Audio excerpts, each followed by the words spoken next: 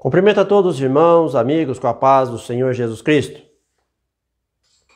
Tivemos um problema aqui técnico, mas estamos de volta. Estamos aqui iniciando a nossa transmissão, esperando que o Senhor Jesus nos ajude. Peço que você, prezado irmão, esteja em oração, para que o Senhor possa estar abençoando e que possamos transmitir a palavra de Deus de forma clara e objetiva.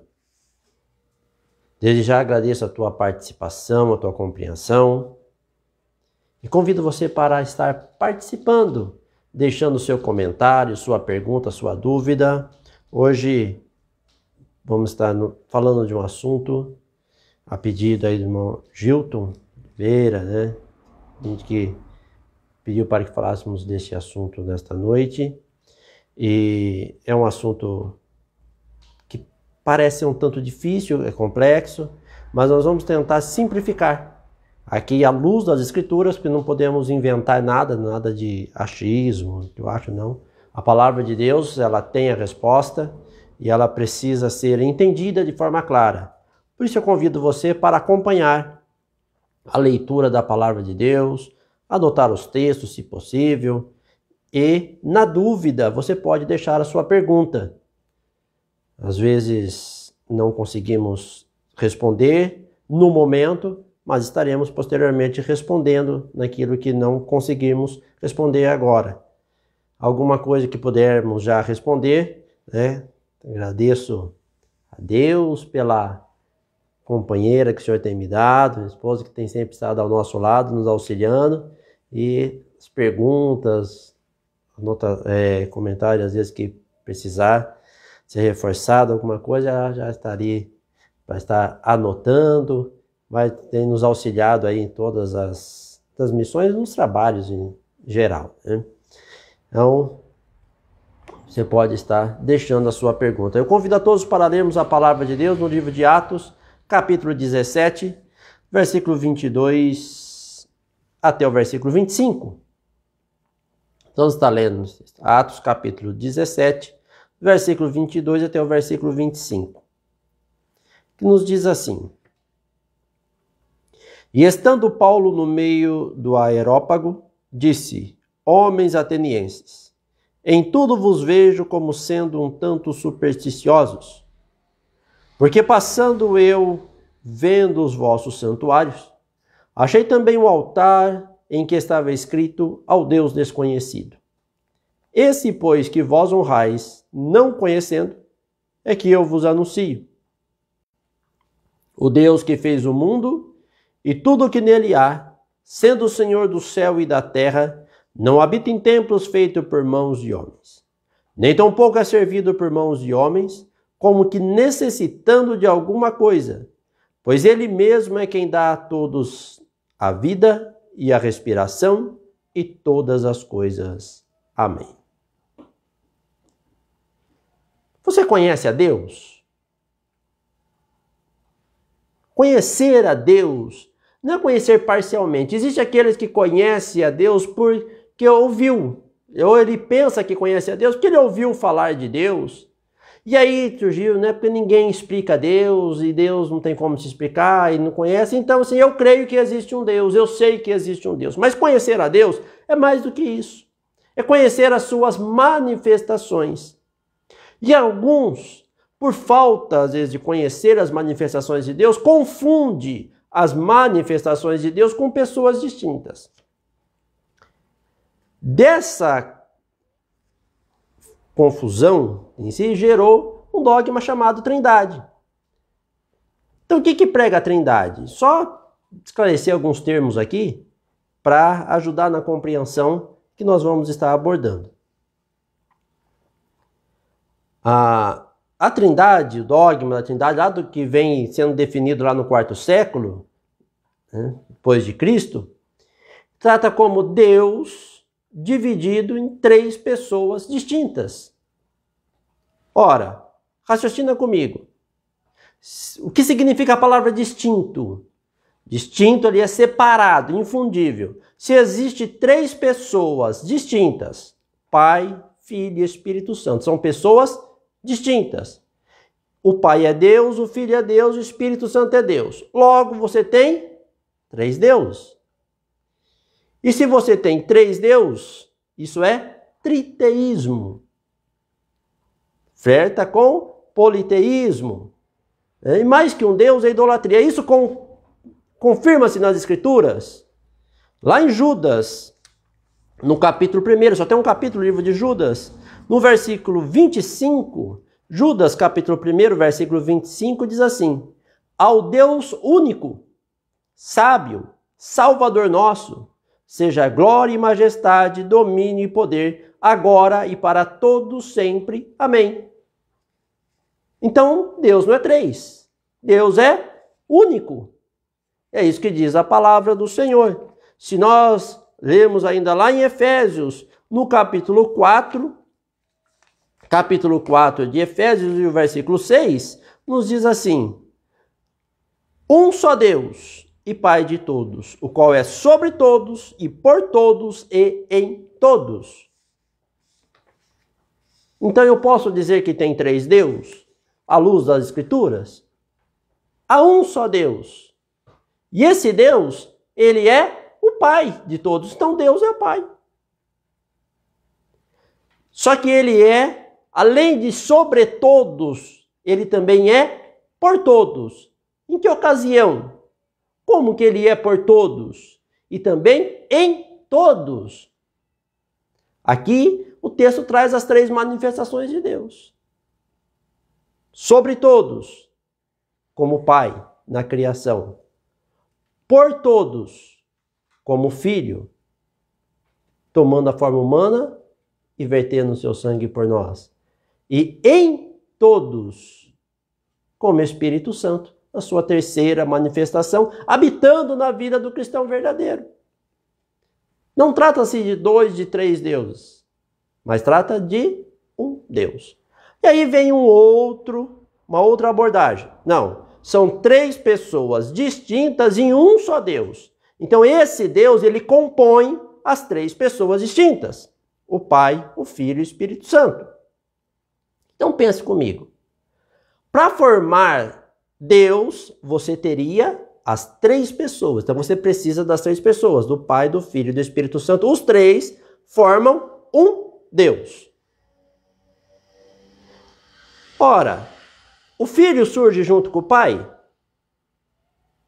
O Filho, automaticamente, ele tem que vir depois do Pai. O Filho não pode nascer junto do Pai, porque senão ele não seria filho.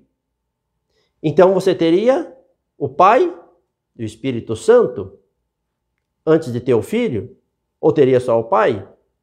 Então, se precisa das 3 pessoas para formar um Deus, onde estaria Deus antes do Filho existir? Deus não existiria?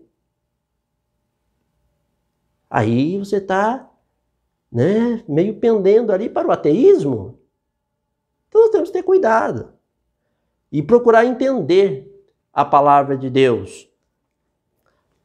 Lá em 1 Timóteo, no capítulo 3, 1 Timóteo, no capítulo 3, no versículo 16, nos diz assim a palavra do Senhor Jesus: e sem dúvida alguma, grande é o mistério da piedade. Deus se manifestou em carne, foi justificado no Espírito, visto dos anjos, pregado aos gentios, crido no mundo, recebido acima na glória. Essa manifestação de Deus em carne é que falta muitas vezes o conhecimento. E as pessoas adoram a Deus, às vezes buscam a Deus, buscam servir a Deus, às vezes tem sinceridade, tem o objetivo de adorar ao Senhor, mas muitas vezes falta o conhecimento. E se nós olharmos aqui para a palavra de Deus, o que acontecia ali com os atenienses? Eles buscavam adorar a Deus, eles buscavam tanto, tinha tanto desejo de adorar a Deus, tanto desejo de buscar ao Senhor, que o apóstolo Paulo, andando ali pelos santuários, ele viu um altar lá, o Deus desconhecido, porque de repente eles olharam, tem um Deus que nós não conhecemos, esta forma que nós não conhecemos, mas vamos adorar também. Você tem adorado a Deus? Mas você conhece de fato Este Deus que criou todas as coisas. E o apóstolo Paulo então traz aqui algo para que eles pudessem observar, estar atento, quando ele diz aqui: esse Deus, esse pois que vós honrais, não conhecendo, é que eu vos anuncio. O Deus que fez o mundo e tudo o que nele há. Você pode dizer, mas eu sei que Deus que criou todas as coisas. Mas mais do que saber, aquele que criou é aquele que tomou forma humana. Deus se manifestou em carne, conforme nós vemos lá em 1 Timóteo 3,16. Deus se manifestou em carne. E essa manifestação de Deus em carne é que foi chamado de Filho. E olha que interessante quando nós lemos um texto que às vezes confundem um pouco, tem alguns textos que às vezes dificultam o entendimento, lá no Evangelho de João, capítulo 3, e o versículo 17. Sim, porque Deus enviou o seu Filho ao mundo, não para que condenasse o mundo, mas para que o mundo fosse salvo por ele. Aí as pessoas dizem, Deus enviou o seu Filho ao mundo. Ora, Deus enviou o seu Filho ao mundo, então o Filho estava lá na eternidade, lá no princípio, na criação, estava com Deus, ajudou na criação. Ora, vamos pensar, se o Deus que nós vemos aqui em Atos 17, ele fez todo o mundo, você já pensou um Deus todo-poderoso que precisa de ajuda de outro para fazer alguma coisa? Será que ele seria todo-poderoso? Sabemos que não. Deus, ele é capaz, autossuficiente, onipotente, não precisa de ajuda para fazer. Não precisou de ajuda na criação. Tudo foi feito por ele e para ele.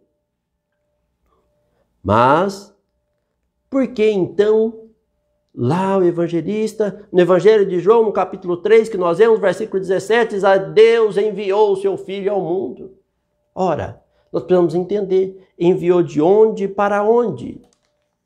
Lá em Gálatas capítulo 4, e no versículo 4 nós encontramos, mas vindo a plenitude dos tempos, Deus enviou seu Filho, nascido de mulher, nascido sob a lei. Então o Filho nasceu de mulher. Se nós pensarmos na ideia de que lá no princípio o Filho estava lá, então tinha uma mulher lá também, no princípio, na criação. E a lei já existia, mas nós encontramos pela palavra de Deus que a lei veio por Moisés. Então como poderia estar lá no princípio? Observe que se olharmos na visão trinitária, há contradições nas Escrituras. Então, quando diz Deus enviou o seu Filho, não foi que enviou do céu para o mundo. Não. Lá no Evangelho de Lucas nós encontramos que o Senhor Jesus, no início do seu ministério, ali em Nazaré, quando ele pega as Escrituras e lê lá o profeta Isaías, dizendo, o Espírito do Senhor está sobre mim, que me ungiu para pregar, para curar os enfermos, e para anunciar o ano aceitável do Senhor, e ele fecha a Escritura, e todos ficam olhando para ele, e ele diz assim, hoje se cumpriu esta Escritura. Então, ele foi enviado de Nazaré para o mundo, não foi do céu para o mundo, o Filho, porque o Filho foi gerado no ventre de Maria, o Filho é o corpo, o Filho é a parte humana. E porque Deus enviou o seu Filho, dando-nos a entender como Filho de Deus, porque não foi gerado segundo a vontade do homem. Não foi um corpo gerado por uma relação normal entre o homem e a mulher e nasceu uma criança, e aquela criança, então Deus abençoou, encheu do seu poder e usou ele. Não. Por isso, se olharmos em João 3,16, tem uma palavrinha lá que as pessoas confundem um pouco, porque diz o Filho unigênito. Unigênito é o único do gênero. Por isso, o apóstolo Paulo escreve, grande é o mistério da piedade. Para muitos ainda é mistério. Mas quando é revelado, deixou de ser mistério. Para muitos esse mistério da piedade de Deus tomar forma humana, de Deus se fazer homem, Deus se manifestar em carne, e como homem foi chamado de filho. Isso parece tão difícil. E aí surgem algumas perguntas, alguns textos que parecem tão complexos, tão difíceis às vezes de entender. E não vamos, devido ao nosso tempo, trazer todos os textos que às vezes dificultam um pouco o entendimento do assunto a respeito da unicidade de Deus, mas não se pode deixar algum texto que às vezes, olha, e esse texto aqui, e aqui que é dificuldade, e a gente vai, na medida do possível, esclarecendo. Mas um dos textos que as pessoas têm dificuldade às vezes de entender é Gênesis 1, 26. E Gênesis capítulo 1, versículo 26, diz assim: E disse Deus, façamos o homem à nossa imagem, conforme a nossa semelhança, e domine sobre os peixes do mar, e sobre as aves do céu, e sobre o gado, e sobre toda a terra, e sobre todo o réptil que se move sobre a terra. E as pessoas pegam aqui este plural, façamos o homem, e olha aqui, diz que aqui tinha a Trindade, tinha 3 pessoas, e tantos argumentos, mas se nós olharmos o texto com cuidado, nós vamos ver que mesmo que você colocasse aqui como um plural comum, façamos não indica 3. Primeiro ponto. Segundo ponto, é que o termo aqui no hebraico, aqui Elohim, e Elohim é uma palavra plural, mas não é plural de pessoa, é um plural intensivo que no nosso português corresponde a plural majestático. Você sabe o que é plural majestático? Plural majestático é quando era usado por reis, por autoridades, em que a pessoa refere-se a si, refere-se no singular, mas usa o termo no plural. E eu posso usar, por exemplo, ministramos a mensagem naquela noite. Mas quantas pessoas estavam ministrando a mensagem? Uma. Mas é correto usar ministramos. Fomos ao culto, fizemos. Isso é plural majestático, é plural de autoridade, plural de ação, não plural de pessoa. E este plural majestático, ele não segue a forma regular em sua conjugação. Ele pode ser mudado. Tanto é fato que aqui é plural majestático, que no versículo 27 está assim: e criou Deus o homem à sua imagem, a imagem de Deus o criou. Homem e mulher o criou. Está no singular. Se fosse plural comum, teria que seguir aqui o versículo 27 no plural. Façamos e criaram. Mas está no plural. Está no singular o versículo 27. Então, naquela segunda ideia de 3 pessoas formando um Deus, entra em contradição também nas Escrituras quando nós vemos lá em Colossenses. Colossenses no capítulo 2, no versículo 9, falando a respeito de Cristo, diz assim: porque nele habita corporalmente toda a plenitude da divindade. Não é Jesus estando na divindade, é a divindade estando em Jesus. Se Jesus fosse uma parte da divindade, esse texto não faria sentido. Jesus seria uma parte da divindade. E ainda a palavra de Deus se confirma, confirma isso lá em 2 Coríntios, no capítulo 5. 2 Coríntios, capítulo 5, versículo 19. Isto é, Deus estava em Cristo, reconciliando consigo o mundo, não lhes imputando os seus pecados, e pôs em nós a palavra da reconciliação. Então veja, prezado irmão, amigo, Deus estava em Cristo, a divindade estava em Jesus, Ele formou aquele corpo, Deus formou aquele corpo pelo seu Espírito, tanto é que lá em Mateus capítulo 1, o Espírito Santo foi quem gerou a Cristo, que é o próprio Deus. Eu vou tentar resumir aqui, de forma bem objetiva, mas só para concluir esse raciocínio. Observe. Este corpo que foi gerado ali, Deus habitou nele, Deus em Cristo, Lembra que nós vemos aí em Efésios 4, 6-1, só Deus e Pai? O Pai no Filho, corpo. Então, ficou? Pense comigo. Vamos analisar. Vou tentar fazer um resumo aqui bem sintetizado. Pai, Filho e Espírito Santo. Nós vemos aí em João, capítulo 4, versículo 24, dizendo: ora, Deus é Espírito, e importa que os que o adoram adorem em espírito e em verdade. Deus é santo? Salmos deixa claro isso, que Deus é santo. Então, se Deus é Espírito e Deus é santo, Deus é o mesmo Espírito Santo. E se confirma lá em Efésios capítulo 4, no versículo 4, quando diz assim: há um só corpo e um só Espírito, como também fossem chamados em uma só esperança da vossa vocação. Só tem um Espírito. Se Deus fosse um Espírito, o Espírito Santo um outro Espírito, teria que ser dois Espíritos. Mas a Bíblia diz que é um só. E se nós olharmos, ver que a Bíblia vai se confirmando que o Espírito Santo é o mesmo Pai, que nós vemos lá no Evangelho de Mateus, no capítulo 1 do Evangelho de Mateus,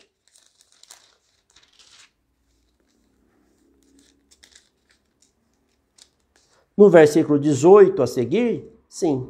Ora, o nascimento de Jesus Cristo foi assim: estando Maria, sua mãe, desposada com José, antes de se ajuntarem, achou-se ter concebido do Espírito Santo.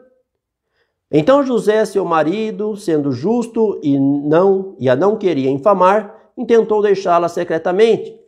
E pensando ele nisto, eis que em sonho lhe apareceu um anjo do Senhor, dizendo: José, filho de Davi, não temas receber a Maria, tua mulher, porque o que nela está gerado é do Espírito Santo.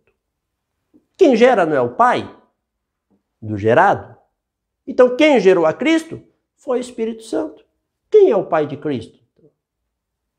Espírito Santo. Então Pai, Filho e Espírito Santo. O Pai é o mesmo Espírito Santo. O Espírito Santo é o mesmo Pai. Ficou Pai e Filho. O Pai é Espírito. O Filho é corpo. É o que foi gerado. O Pai Deus, o Filho, Cristo. Cristo significa ungido, que foi gerado. Aí nós vemos aí em 2 Coríntios 5,19, Deus estava em Cristo. Deus, Espírito, habitou naquele corpo. Ficou quantos? Um. Aqui está a unicidade de Deus. Deus se manifestou como Pai quando Ele criou todas as coisas. Deus se manifestou como Filho quando Ele tomou forma humana. Deus se manifestou como Espírito Santo e se manifesta hoje, que nós não vemos, mas Ele cumpre a sua palavra lá no Evangelho de Mateus, capítulo 28, versículo 20, quando Ele diz na parte B: estarei convosco todos os dias até a consumação dos séculos. A presença de Deus, ela é constante. Na sua forma humana? Não. Na sua forma espiritual, como Espírito, habitando na vida daquele que busca em sinceridade, daquele que busca conhecer, porque esse Deus que fez o mundo. E aí lá, João no Evangelho, capítulo 1, diz assim: estava no mundo e o mundo não o conheceu. E tudo que nele há, que, sendo o Senhor do céu e da terra, não habita em templo feito por mãos de homens. Quantos que se preocupa com templos luxuosos, se preocupa com aparência e se esquece da essência? Não é que não precisamos, nós, como homens, de um templo, de um lugar, de um local, né? Um lugar para nos reunirmos, para cultuar, para adorar a Deus. O ser humano, ele busca conforto, mas na nossa preocupação, o nosso foco não deve estar no conforto material, deve estar no Espírito de Deus, na unção, na virtude, no conhecimento da verdade, conhecendo e prosseguindo em conhecer ao Senhor. Então, se for um templo grande, se for um templo pequeno, se for na sala de uma casa, na área ali que também, a partir do momento que passou a ser um local de culto, passa a ser um templo, o Senhor habita na vida daquele que busca em sinceridade. Pode ser um templo luxuoso e Deus não está presente, porque se faltar a sinceridade, se faltar a obediência à palavra de Deus, a santificação, sem santificação não pode ver a Deus. Isso que nos diz a palavra do Senhor. E diz aqui, nem tampouco é servido por mãos de homens, como que necessitando de alguma coisa. Aí volta aquilo que falamos lá no início. Você imaginou um Deus que precisa de ajuda para fazer alguma coisa? E se coloca como Deus Todo-Poderoso? Apocalipse diz que Ele é, o que era e o que há de vir, o Todo-Poderoso, Senhor de todas as coisas, aquele que criou e aquele que nos ama, aquele que deu a sua vida por nós. E é algo tão maravilhoso quando entendemos isso. E vejam, alguns pegam ali o texto de Mateus, quando na crucificação o Senhor diz assim, lá, Deus meu, por que me desamparaste? Aí as pessoas olham e falam, olha aqui, então Deus, o Pai, estava lá no céu, e Deus, Filho, olhando aqui na terra, na cruz. E aí ele reclama porque o Pai a abandonou, e cria às vezes uma ilustração, né, que é até comovente. Mas vamos pensar um pouco. Deus morre? Deus não morre. Deus é eterno. Deus é imortal. Nós lemos lá em 2 Coríntios 5,19 que Deus estava em Cristo. Colossenses também, né? Confirmando que nele habita corporalmente toda a plenitude da divindade. Deus estava em Cristo. Não foi uma parte de Deus que estava em Cristo, não. Deus estava em Cristo. E para que Cristo pudesse morrer por mim e por você, o que era necessário? Se Deus estava nele e Deus não morre, era necessário então Deus sair daquele corpo. Quando Deus sai daquele corpo e fica apenas a natureza humana, então ele diz, Deus meu, por que me desamparaste? E entregou o Espírito ou morreu. Porque se Deus não tivesse saído daquele corpo, ele não morreria, porque Deus não morre. Mas aquele corpo, irmãos, não ficou na sepultura. Prezado irmão, amigo, precisamos entender isso, que aquele corpo não ficou na sepultura. Deus ressuscitou a Jesus de Nazaré.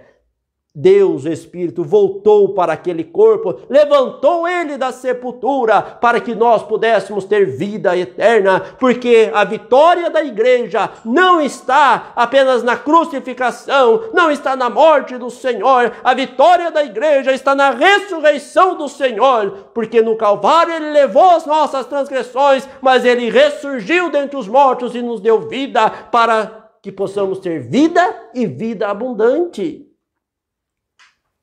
Ele mesmo, diz aqui o texto da palavra de Deus de Atos 17, é quem dá a todos a vida e a respiração e todas as coisas.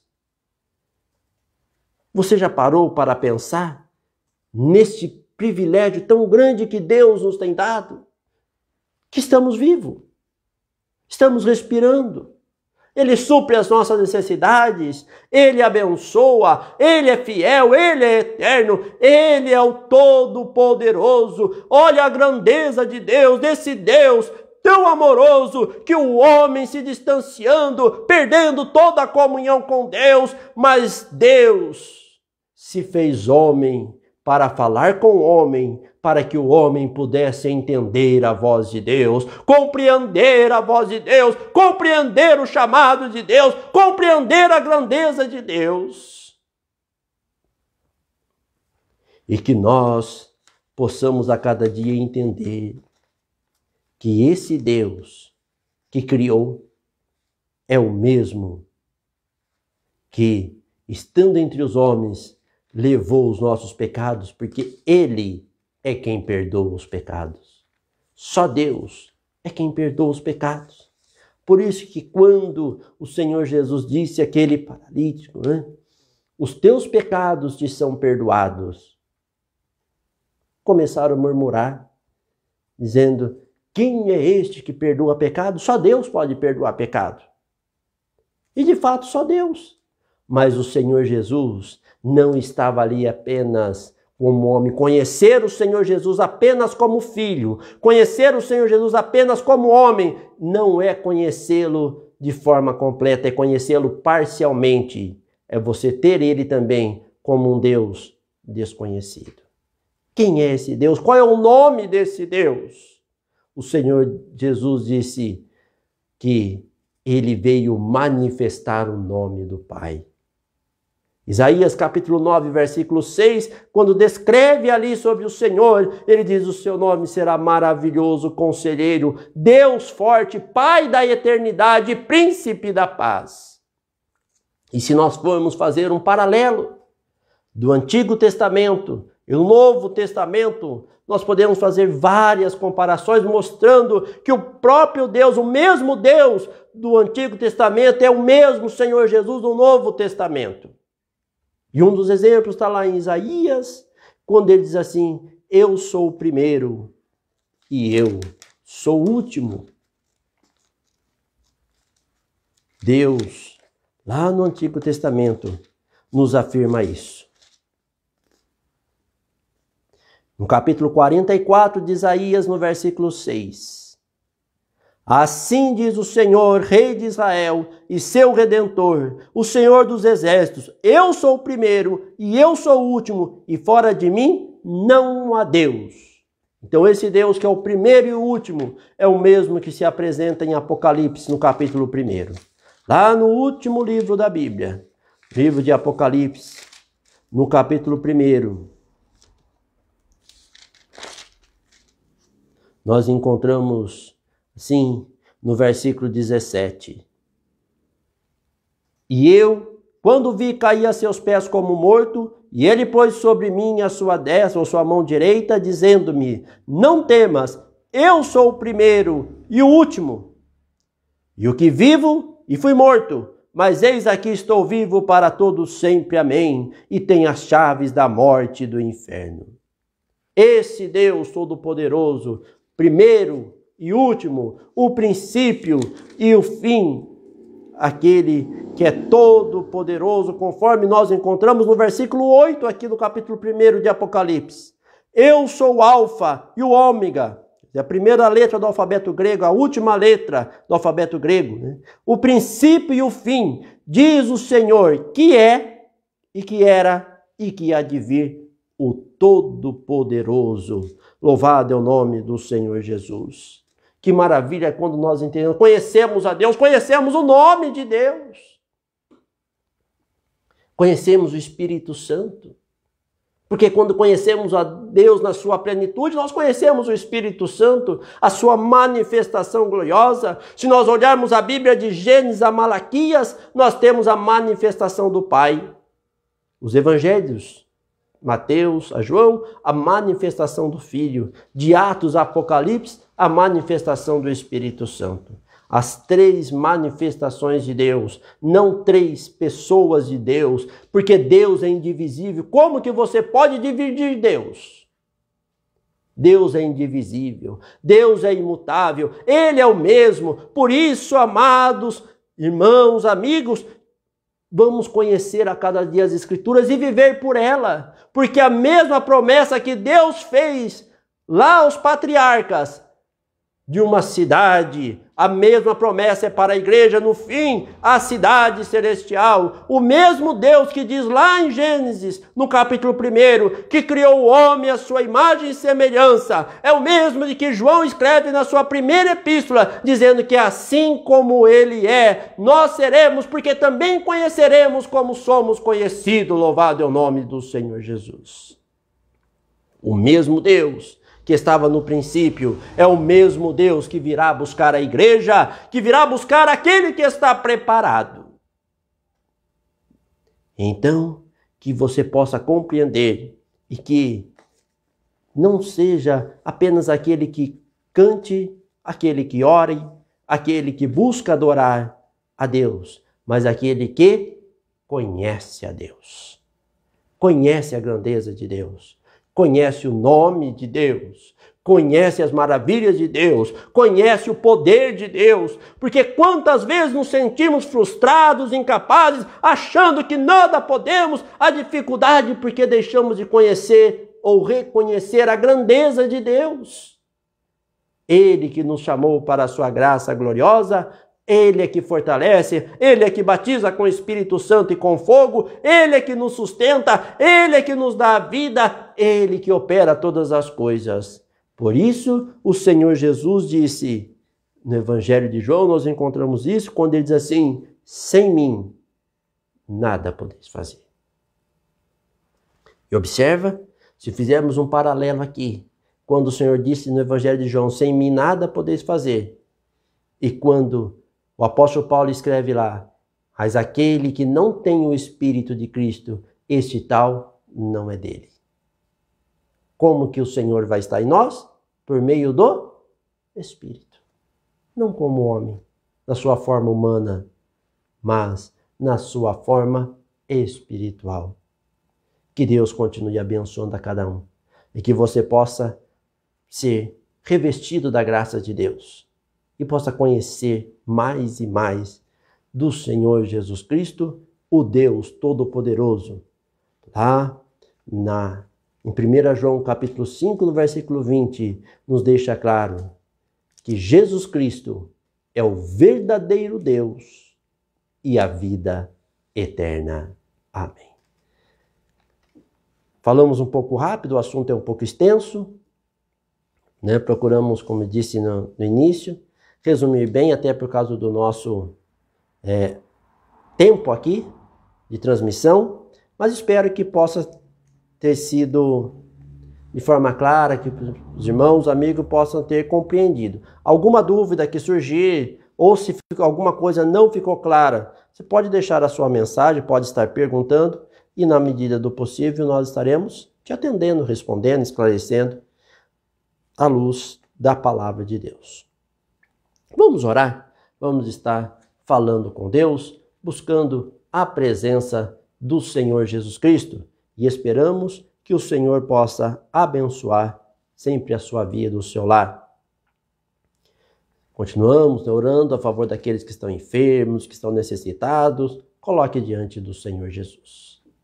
Senhor Jesus, te agradecemos, ó Deus, pelas bênçãos, pela vida, pela tua graça, Senhor, pela tua palavra, por esses momentos que passamos meditando, Senhor, ouvindo, ó Deus, analisando a tua palavra, e pedimos, Senhor, estenda as tuas mãos. Abençoe a cada vida, a cada lar, a cada um que tem dedicado este momento para refletir nas Escrituras, para meditar, Senhor, no teu Evangelho. Te peço ajuda, abre o entendimento, ilumina, Senhor, os passos e dê a tua graça e o teu poder.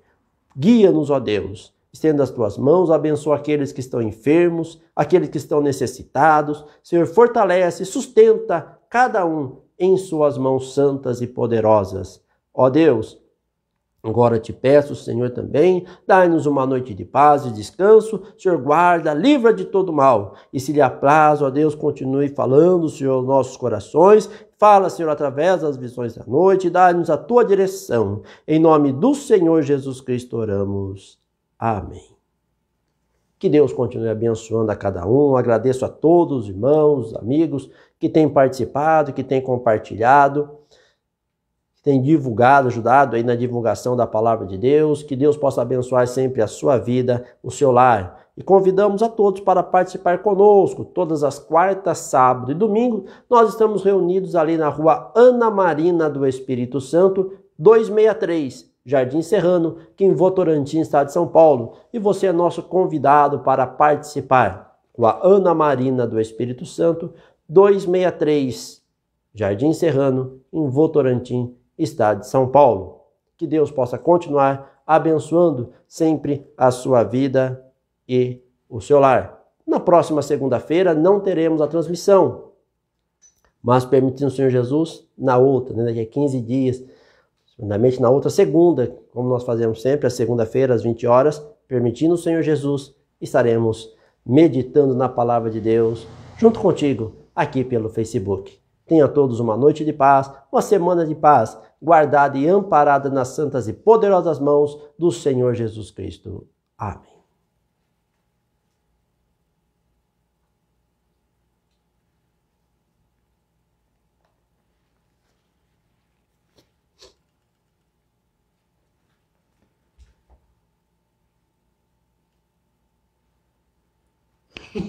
Não queria parar.